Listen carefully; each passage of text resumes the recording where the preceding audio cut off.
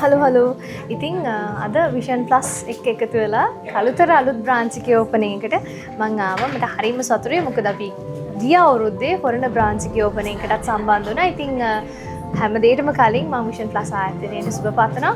ඉතින් ඇත්තටම දැන් මට මගේ ගෙදරම කෙනෙක් වගේ විෂන් ප්ලස් දැනෙන්නේ. පවුලේ කෙනෙක් වගේ. ඉතින් ලොකු විශ්වාසයක් එක්ක ගොඩාක් ගනුදෙනු කරන්න එතනට එනවා කියලා දකිනවා.